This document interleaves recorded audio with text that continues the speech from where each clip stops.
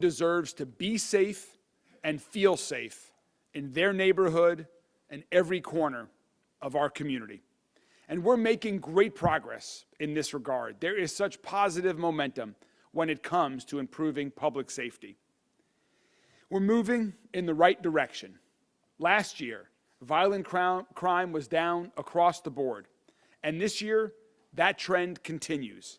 In fact, year to date, homicides and shootings are both down about 30% over last year. That is really good news. However, these numbers are also still way too high.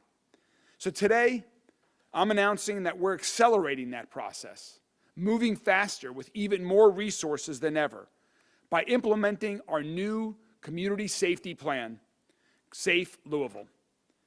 Safe Louisville takes a new coordinated, multifaceted approach that has all city departments, federal partners, state agencies, and community organizations, including some of those gathered with us here today, to work together to prevent violent crime from happening in the first place and to protect public safety. This plan will be implemented with a clear goal to reduce violent crime by at least 15% every year. It will bring about fundamental, lasting changes to continue reducing gun violence in our city.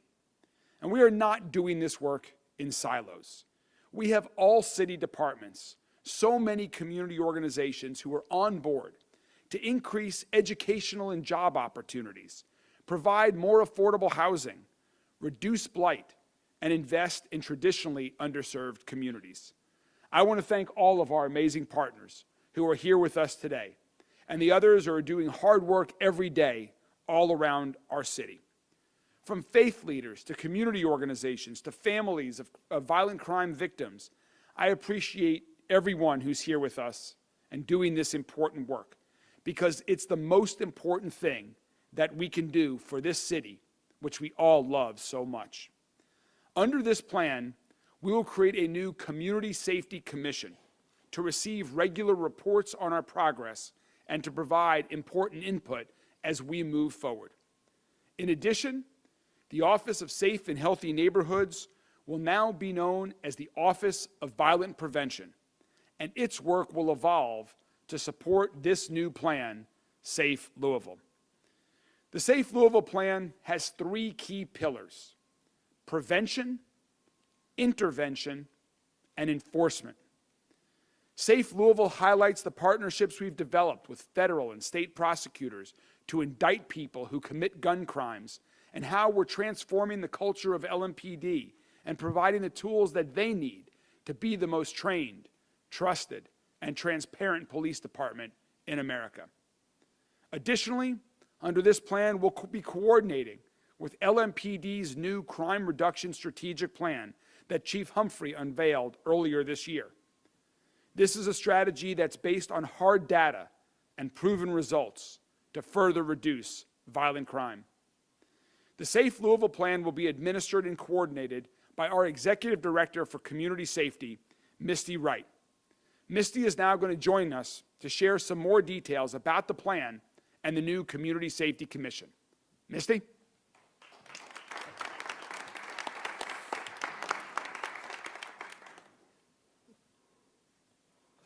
Thank you so much, Mayor. And hi, everyone. I'm thrilled to speak with you today about Safe Louisville, the Mayor's comprehensive violence reduction plan. And as he just described, that plan has three pillars. First, prevention. Second, intervention. And third, enforcement. And I want to take the next 10 minutes or so to give you a bit more information about each of these pillars. Starting with prevention.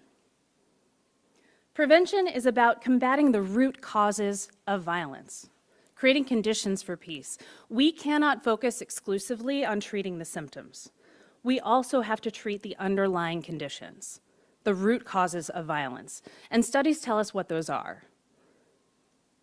There are certain factors that correspond not only with incidents, but also are predictive of violence.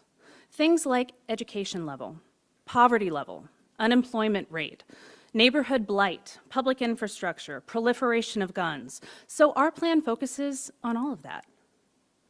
Starting with public infrastructure, we will enhance community spaces and get rid of blight in our underserved communities. So things like public amenities, parks. Think about the new Alberta O. Jones Park, the waterfront playport. We've got a new pool coming to Algonquin. All of these are these kinds of improvements in public infrastructure.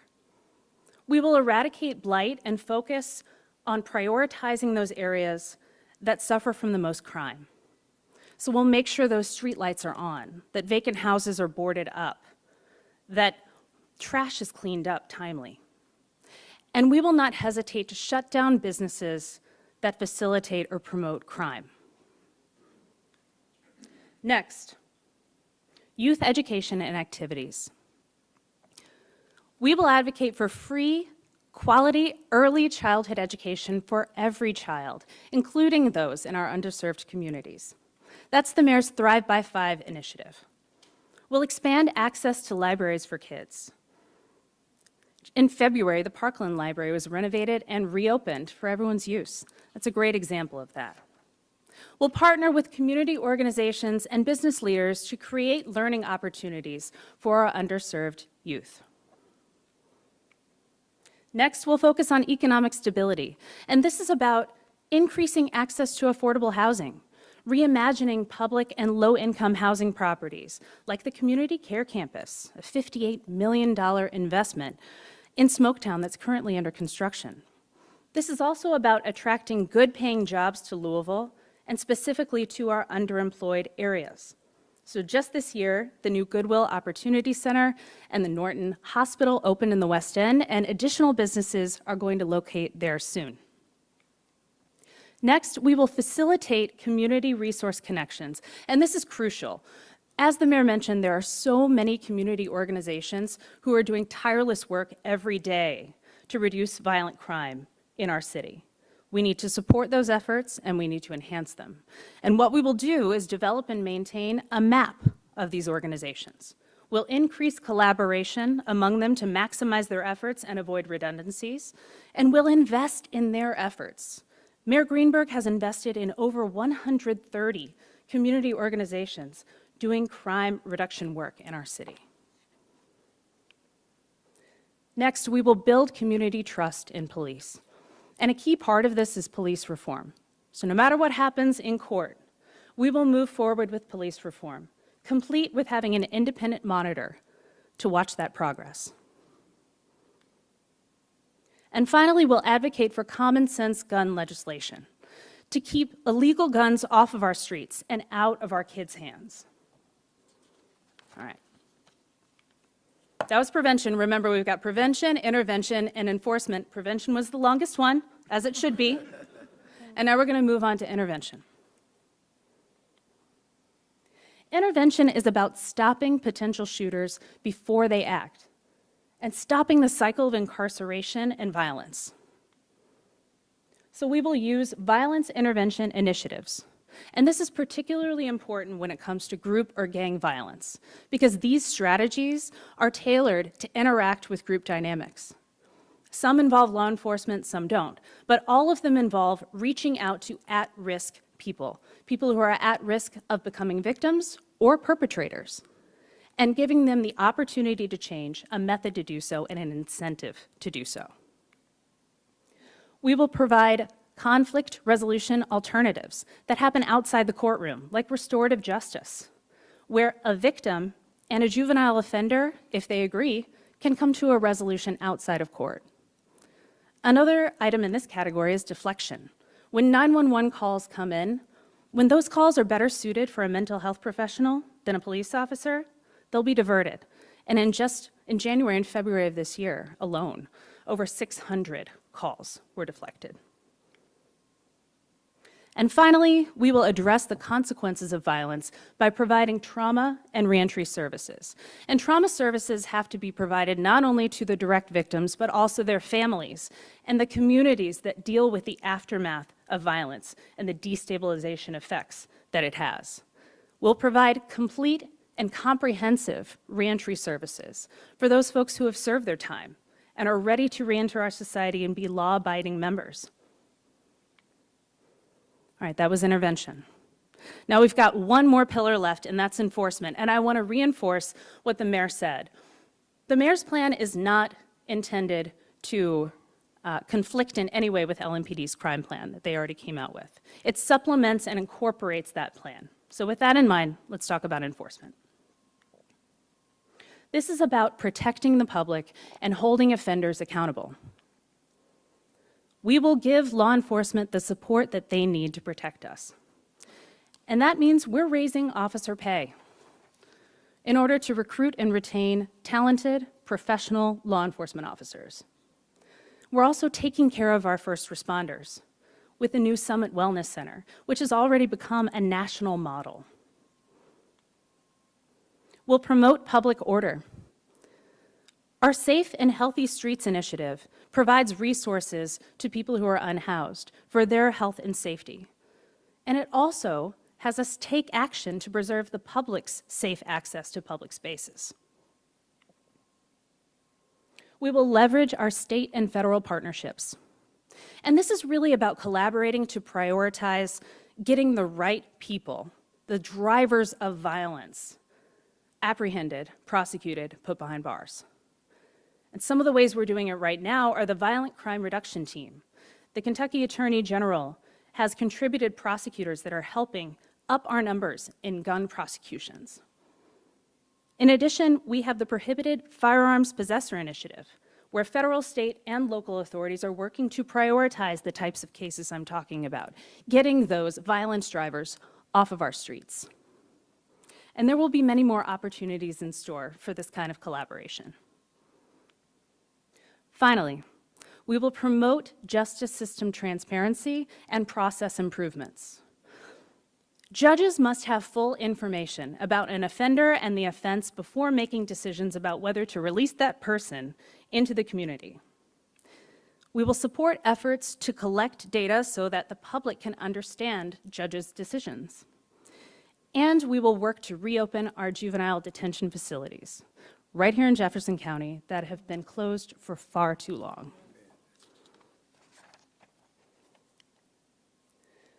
Safe Louisville is a 5-year commitment with a goal of reducing violent crime by 15% each year. This is aggressive, but we can do it. And in my capacity as Executive Director of Community Safety, I will coordinate plan implementation in close consultation with our new Office of Violence Prevention, formerly OCEAN, with LMPD, and with our other partners, both in and out of government. We will collect data and provide regular updates, including those updates on all of the successes that don't necessarily make it onto primetime TV. We want you to not only be safe, but feel safe as well. I want to talk to you about one other thing the mayor mentioned, the Community Safety Commission. We will establish this commission to receive information about plan implementation progress, to ensure transparency and accountability, and to provide valuable feedback. Membership will include community members from all over our city, representatives from the justice system, and also representatives from community organizations. And the mayor will be updating you on the composition of that commission soon. I wish I could tell you everything about the plan right now, but I can't. I don't have time. So you can learn it for yourself. This plan is being published online right now at louisvilleky.gov/safelouisville. Give it a read. I can't wait to give you updates along the way as we implement this plan, and to all of our partners in government, in the community, in law enforcement, thank you. Thank you for your support, your energy, your commitment to work together for a safer, stronger, and healthier Louisville. Mayor?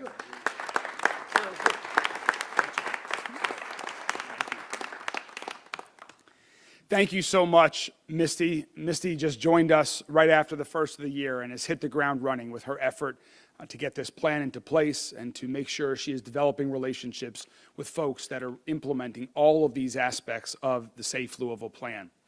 As she mentioned, as I mentioned, Safe Louisville is specifically designed to work closely with the work that LMPD is already doing and their strategic plan. So Chief Humphrey is here with us to share how that plan is going and how what they are doing fits in with these initiatives that we're talking about here today. Chief?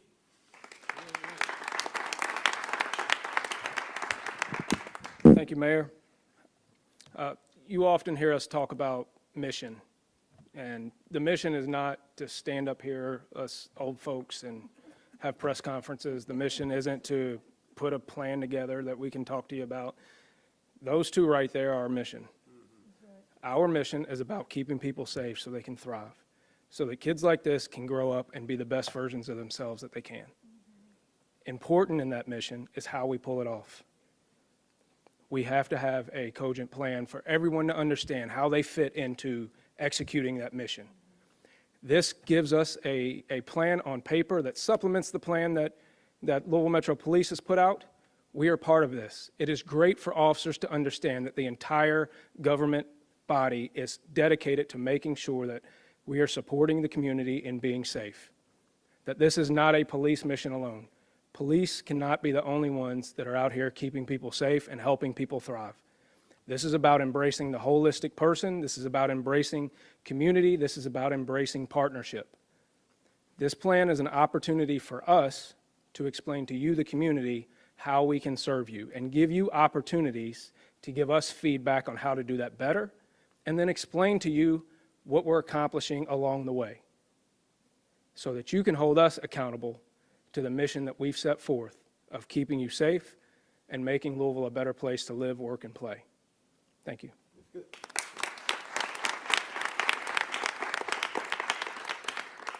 Thank you so much, Chief. As the Chief just described, we all know that we sometimes talk about the numbers and the statistics and our goals to continue to reduce violent crime by 15% more each year, that we're down 30% in homicides and shootings this year. But all that data, all those numbers, the reason we care about that so much is behind all of that are people who are impacted by violent crime. And as someone who has personally experienced an attack of violent crime, I strongly empathize with every victim, with every family who has a victim in it, who has had that horrible experience of being a victim of violent crime. One person who knows this very well is Christopher 2X. Christopher, Rose, other folks here today have all shared similar experiences. And Christopher works with crime victims and young people like his two friends here with us here today, and has channeled that energy, that passion, that commitment to reduce violent crime into creating game changers and future healers, programs that work to prevent violence in our community. Future Healers focuses on ensuring that our kids have a path out of violence and into success. Young people, like those with him today, who have been directly impacted by gun violence in our city at their young age. But now, thanks to his organization and his leadership, are on this amazing, exciting path, a path towards healing and incredible personal and academic growth.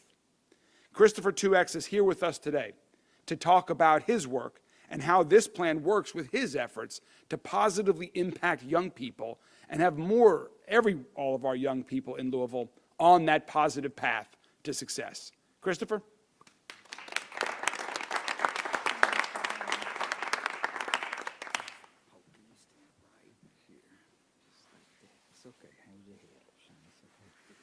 Mayor, thanks a bunch. Misty, Chief, all community leaders and partners, Bishop, everybody, Kenneth, Kim, everybody. Thank you all so much for y'all's great contributions. And in behalf of the Future Healers Partnership, which is made up of U of L Department of Surgery surgeons, the School of Medicine at U of L, and equally the J. David Richardson Trauma Center, thank you all for inviting us in to be a part of a plan that focuses on a whole of community, but equally at the same time puts an emphasis on how we get to the symptoms early on and not see this problem down the trough, if you will, later on.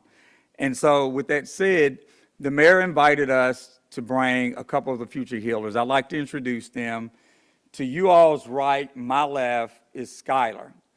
To you all's right, my left, is Shane. They both go to Foster Traditional Elementary School, or Foster Traditional Academy, the elementary school in JCPS. Equally at the same time,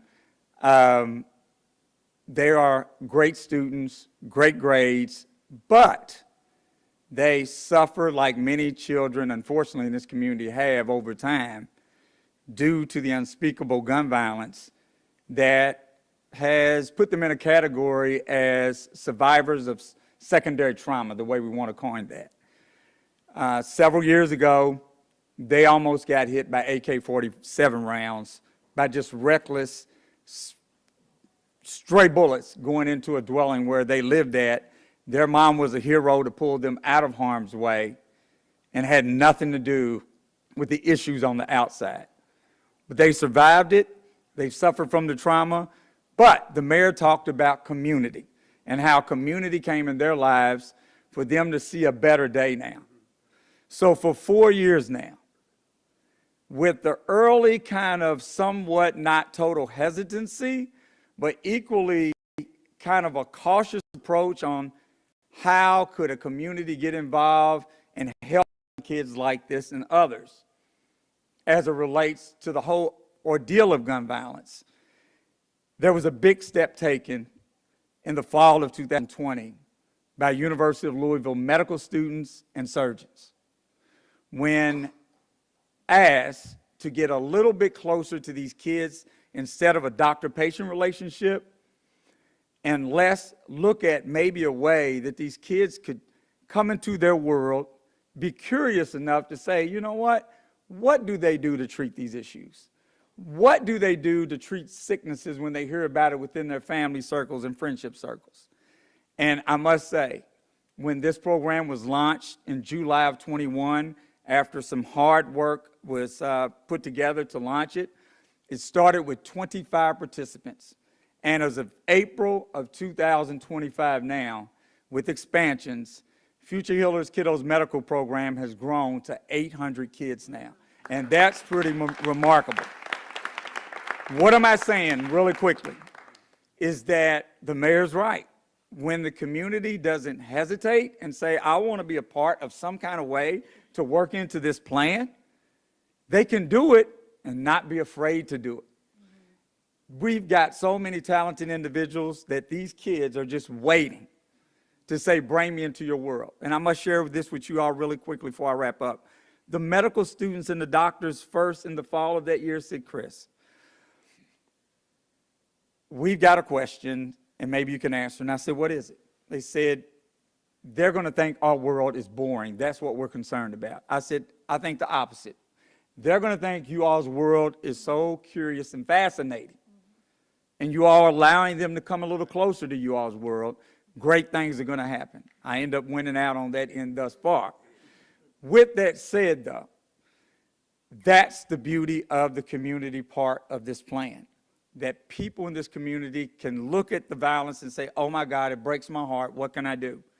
You can get involved, you can be a part of making a change, and when you look at medical students and doctors and surgeons sacrificing their time where they thought they'd never be in this space, folks, it has enriched their lives beyond their wildest dreams. And in closing, I'd just like to say to you all that Future Healers is about the whole idea of safe and healthy kids. And so is Mayor Greenberg's plan, that we're all here today embracing for a better Louisville. Thanks a bunch.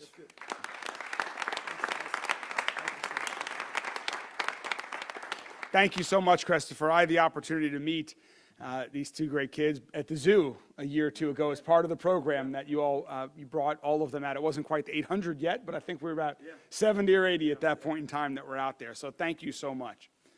This is going to be an evolving plan. And this plan is going to help us continue to come together, to continue to break down silos, whether they existed in metro government, whether they existed out in our community. We need to continue to work every day to break down these silos, work together in a coordinated fashion to help our police, to help our prosecutors, to help our community organizations like the amazing ones that we're here with today, to help our judges make good decisions so that we can all collaboratively work to make Louisville a safer city. I'm really confident that this plan is going to work to continue to improve lives, to save lives, and do so much more. And we're excited for the community to all be a part of it, to work together to make our city a safer Louisville. Thank you all very much, and we're happy to take any questions from members of the media.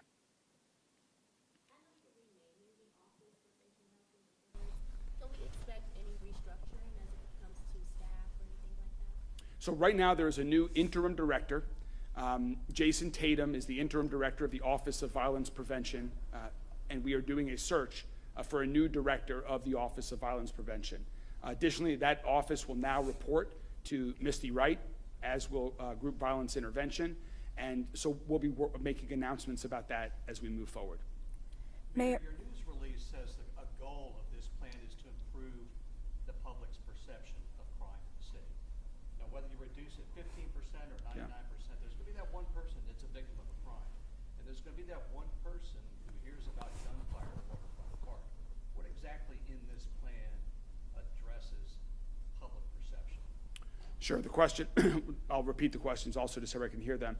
The question was about what are we doing to reduce the perception of crime. I think that's a critically important part, is you've heard the stats, you've heard the data. We have positive momentum when it comes to improving safety, public safety in our community, and we've made tremendous progress under Chief Humphrey's leadership and over the past several months. That needs to continue.